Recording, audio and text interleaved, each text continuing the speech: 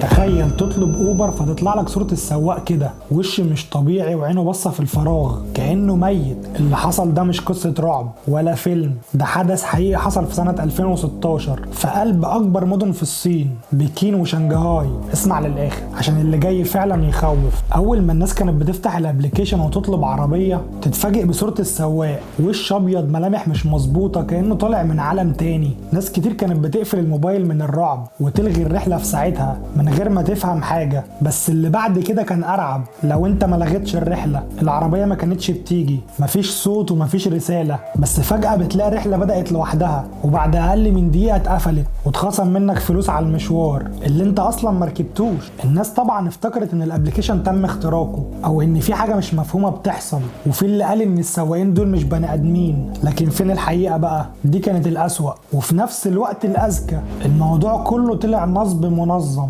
سواقين مزيفين بيحطوا صور مرعبة عشان يخوفوا الركاب وهم اللي يلغوا الرحلة فيكسبوا فلوس الإلغاء. طب لو انت ما لغيتش يعملوا رحلة وهمية وبرضه يكسبوا فلوس. طب ليه بقى؟ عشان وقتها اوبر الصين كانت بتدي مكافآت ضخمة، والمكافآت دي بتنزل على عدد الرحلات، والنصابين سرقوا ملايين عشان كانوا بيستخدموا الخدعة دي. ولما الحقيقة ظهرت آلاف الحسابات اتحظرت والفلوس كلها رجعت للناس وتم تفعيل التحقق بالوش. بس عاوز اعرفك ان مش كل حاجة تخوف تبقى جن او شبح، احيانا بتبقى حاجة ابشع من الرعب وبيطلع نصب من صنع البشر.